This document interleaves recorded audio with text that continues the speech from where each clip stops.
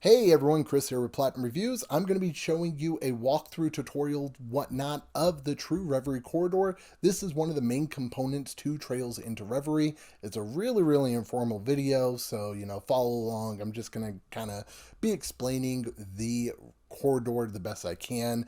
So right here you have the entrance, the exit. This is the where you're going to be leaving. When you enter, it automatically teleports you to about this area. Now this is a map. You see right there in the middle, it branches off into three sections. The middle is where you are going to be going to go to missions. To the left is where you're going to go to the gotcha type system, buy stuff. Top right is where you're going to be doing mini games, stuff like that. And I'm going to showcase all this more in depth by going to them.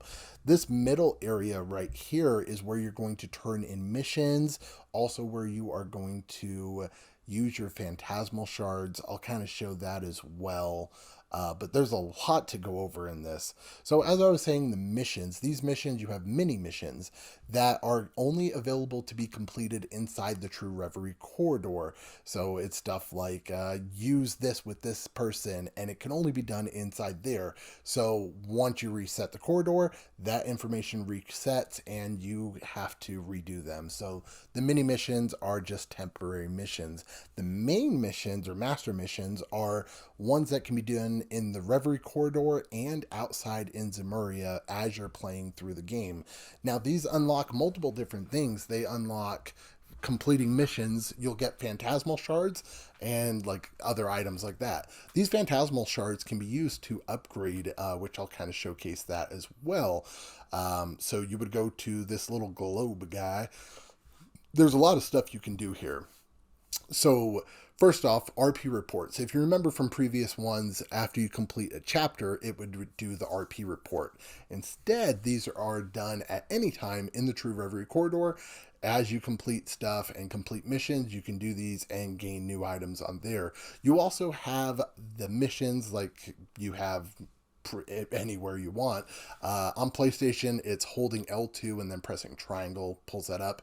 You can rearrange the Reverie Corridor. So the Reverie Corridor is randomized dungeons pretty much.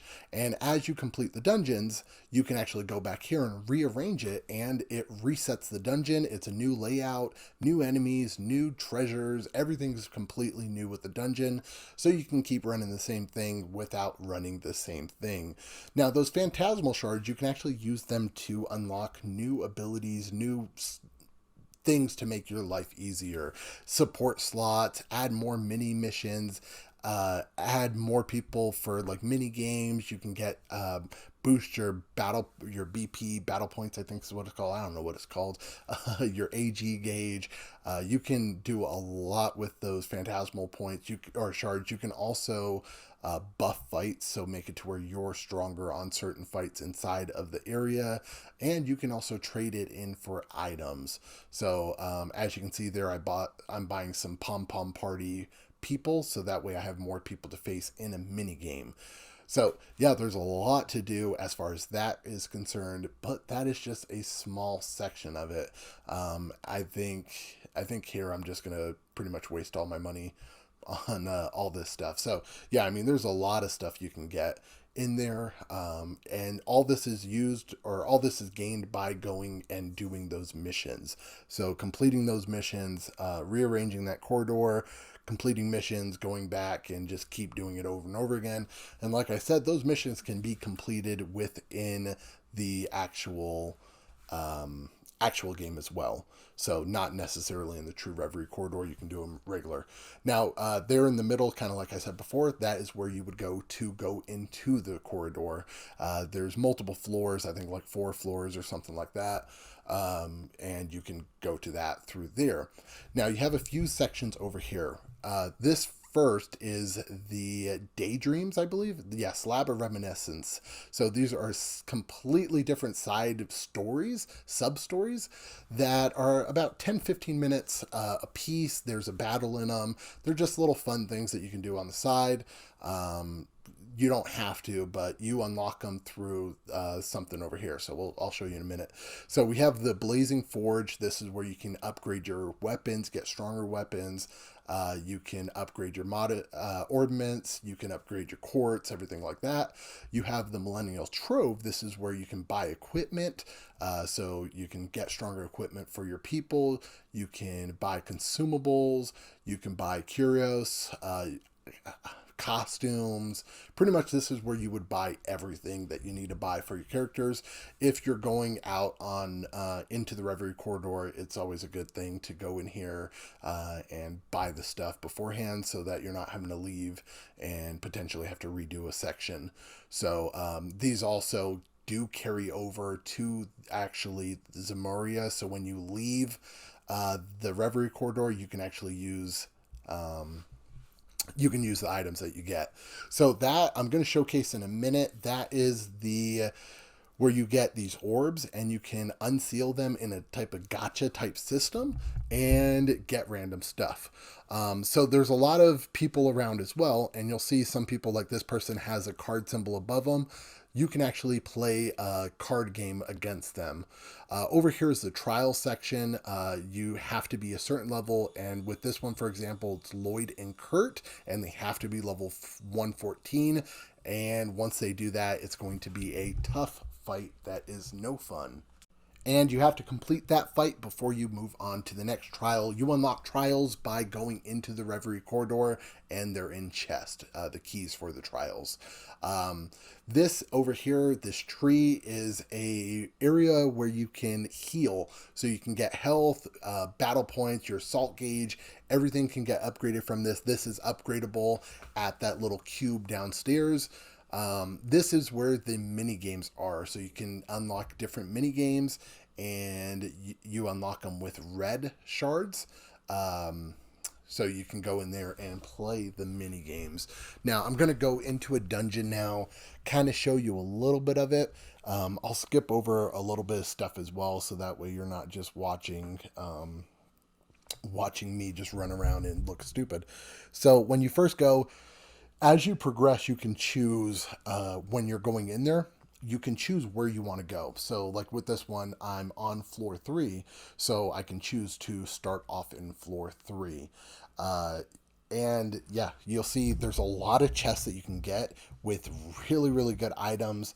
There's not really puzzle areas, but there's different things that you have to watch out for in these areas, where like some of them will have it to where you're draining your health, other ones you move slower. Like you have hazards in these areas as well, and you sometimes have to fight enemies in that hazard.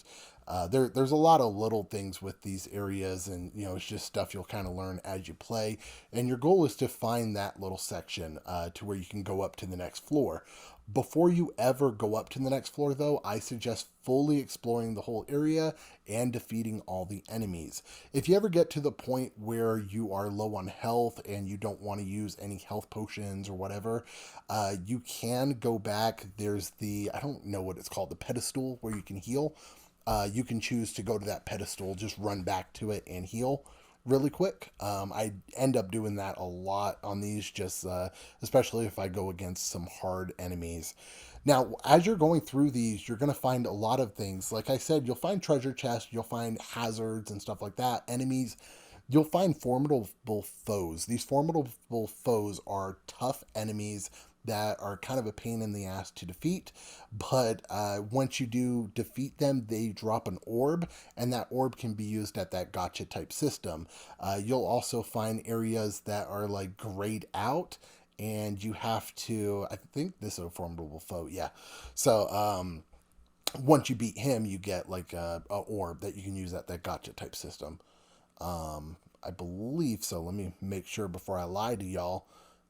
No, that wasn't a formidable foe. So yeah, he didn't drop anything.